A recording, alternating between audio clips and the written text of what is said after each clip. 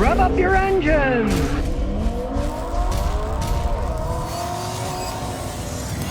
Diego says, hey, I'm wondering, how do mechanics find the right part for each car? I'm trying to find parts for my car and it's been a bit confusing. I live in Australia. Cheers. All right. Well, you got to find a good parts stores and they can look the stuff up for you. But I got an edge, and a lot of really good mechanics like me have the same edge. I use a data system that's called All Data. And when I use it, I'm working on a car. I just have to click on it, put the car's VIN number in.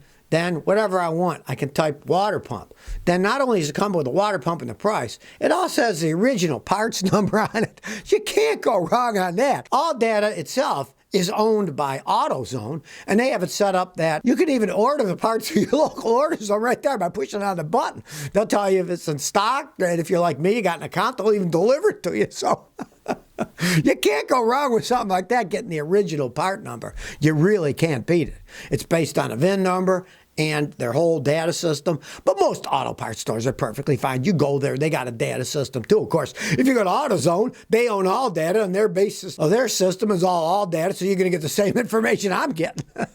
Any other companies use different data systems. I've just used All Data for like almost 30 years, and I'm happy with it. So, it doesn't steer me wrong. And like I say, you go to AutoZone, you're getting the same data system. It doesn't cost you anything. I pay for it by the year. You get it free there when they look it up. Jay Sasslov says, hey, your info is great. I got a tip. I live in a cold climate, like minus 30 degrees Fahrenheit. One trick is turn your headlights on for 30 seconds, then turn them off before you turn the key.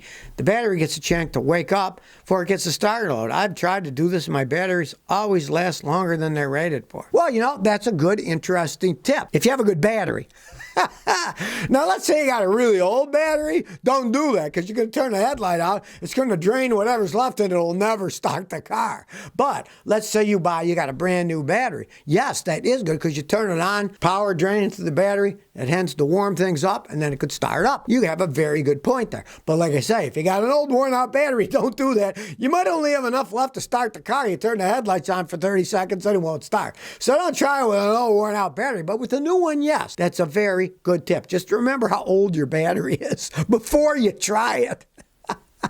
BK Red 88 says, I'm wondering what you think about a Chevy Spark as a cheap little commuter car. I want a standard transmission. I rented one just to try them out. They're okay. You can get one cheap enough right here. He's saying, you got a brand new one listed for $10K. You get a car for $10K, realize that those are actually made in Korea, and they're not terrible cars. They're not racing cars, but if you want a cheap commuter car, what are you going to get for $10K? And like I said, you get that standard transmission because you don't trust the CVT. That's solid built. Never had problems with their standard transmissions. Their problems were with the automatic transmissions. So if you want a cheap, brand new commuter car, there's nothing wrong with that. Me, I'd go out and get a used Toyota or something. I only paid $3,000 for my wife's Lexus with 65,000 miles on it, so no way I'd pay $10,000 for a Chevy Spark. But if you want a cheap commuter car, it's not a bad option because it's not made by GM. It's made in Korea.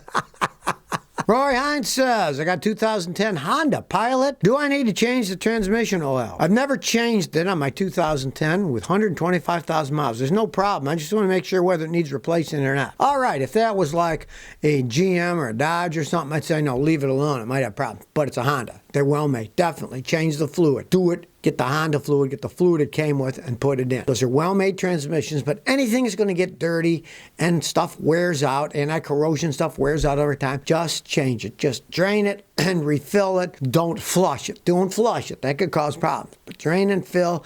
And then really, if I were you, I'd do it every 30, 40,000 miles after that. It's a simple thing, and it keeps the transmission to last as long as it possibly can. And it's a Honda. They're pretty well made. I would change it now, and then I'd change it like every 30,000 miles or so. It doesn't cost much. Learn how to do it yourself. It's not rocket science. All right, here we go. We may not have flying cars for everyone to use, but a company called Airspeeder launched the world's first electric flying race car in Australia. It's the Airspeed Mark III. I guess the Australians are still like the English. They call it Mark I, Mark II, Mark III. It's going to have a racing season this year, 2021. They claim that they're going to go over 120 kilometers an hour. So that's like, 70 miles an hour or something like that. But they will be remotely controlled by pilots who are on the ground. So it's going to be like me flying my drone.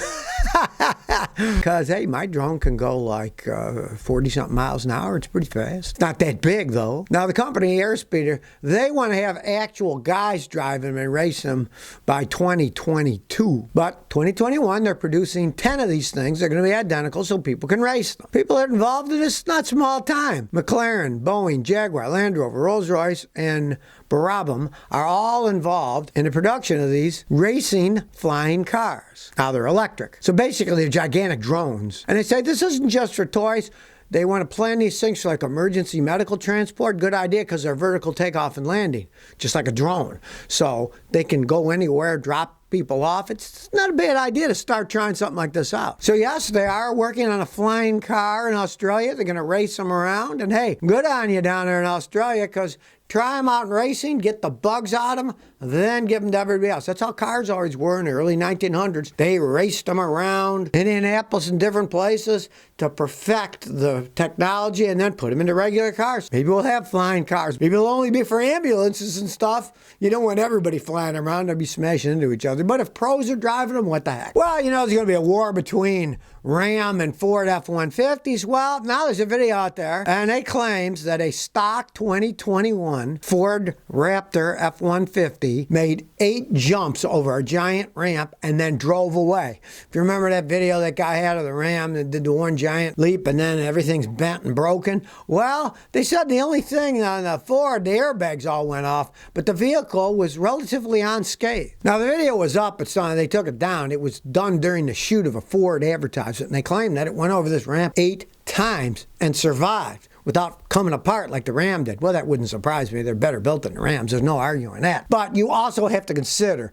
that this was done during the shooting of a Ford commercial, and these ramps were built by professionals, professional drivers. It wasn't like the clown with the Ram where we just built some amateur thing for a one-time jump and then destroyed half of the truck doing it.